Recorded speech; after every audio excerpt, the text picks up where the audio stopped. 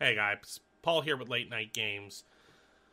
Today's vlog is going to be more of a little bit of a news update for you guys. I have some news that may not matter to many of you. To some of you, though, it might be sad. To some, it might make sense. But that news is that LucasArts has announced as of yesterday that they are shutting down. Disney announced the shutdown as of yesterday, April 3rd, 2013. That they are officially shutting the department down. Now, LucasArts is not to be confused with Lucasfilms. While they are related and they are sister companies to each other, or I think one's the parent company, LucasArts focuses primarily on game development and publishing, while Lucasfilms is the ones who focus on the making of movies.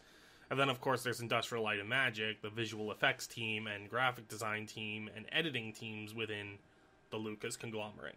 Disney has evaluated LucasArts' position in the current game market.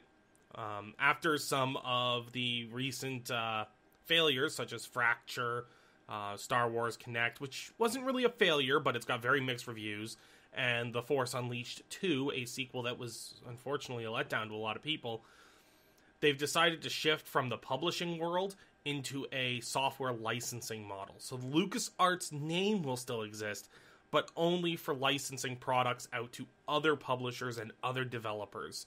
So other publishers and developers can run with projects, but LucasArts has to give the okay as the licensing person. Now, while this is the first official mention of the shutdown, this isn't the first time we've heard rumors and speculation about this. LucasArts, as of September, put a freeze on all hiring of any new employees.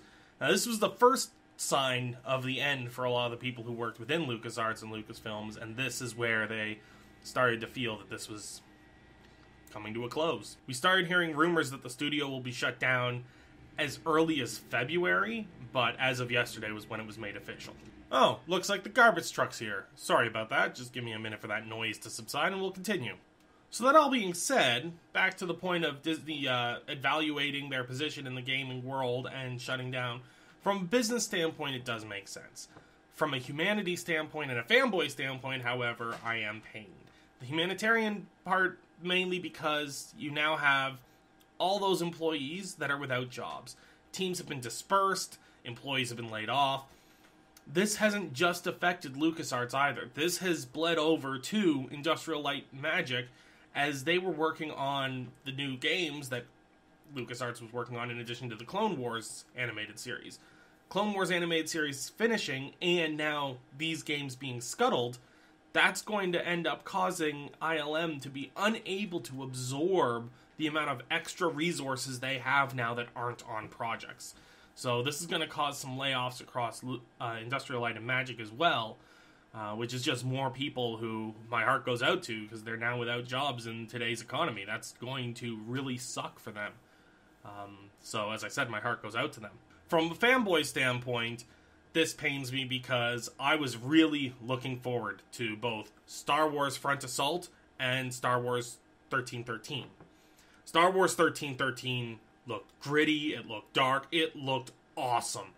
And Front Assault just looked like it was going to be kind of cool.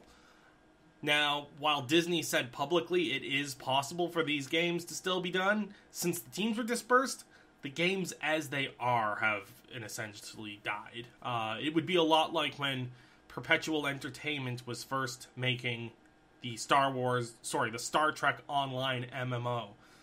And they had some concept art and screenshots that looked phenomenal. And then once Cryptic Studios bought it, they ended up pushing it out, and it wasn't the game that Perpetual had planned. It wasn't the game that the fans had craved. It was still a game, but it wasn't the same. And I fear that even if Star Wars 1313 gets picked back up, it won't be what we've all been expecting and what we've all been hoping for. It may not be the Star Wars you wanted, but it is the Star Wars you deserved. Anyways, let's just look back and reflect on LucasArts and what it's done for us over the years. I mean, it's been around since 1982. LucasArts is about as old as I am. So I've literally grown up with this studio. I remember some of my first LucasArts games being the old DOS games like TIE Fighter and X-Wing.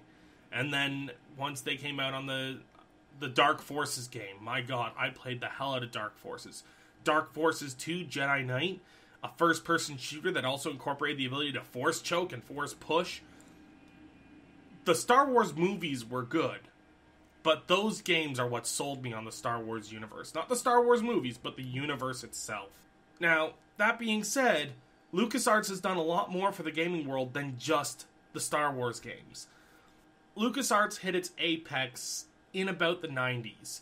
One of the games that they developed used a new engine called the SCUM engine. S-C-U-M-M. This was an engine used for point-and-click adventures, and this was used for a lot of point-and-click adventures, the most popular being Tales from Monkey Island, which, if you haven't played that game, go back and play it. Find it on Steam. Do what you gotta do. Just go play it. It's a fucking awesome game, well-written, well put together, just a great game in all respects. They also helped develop the Sam & Max games, and they worked on the game Full Throttle, which was just a great point-and-click game with an awesome little story. It wasn't as long as some of their others, but I really enjoy it. However, come the turn of the century, LucasArts did become very, very heavily Star Wars oriented, which makes sense, but they didn't put as much work into side projects. And the one side project I can think of offhand that they did come out with ended up being a huge failure, which was Fracture, I believe it was called. I mean, the game was cool, and it had an interesting mechanic where you could, change the level of the terrain mid-combat. You had a gun that warped the ground. But it didn't take off as well as I'm sure they had hoped. And with the most recent Star Wars games made by LucasArts being The Force Unleashed Part 2 and Star Wars Kinect, I can also see where Disney came with this decision to scuttle the division. Now, as I said, Star Wars 1313 did look amazing.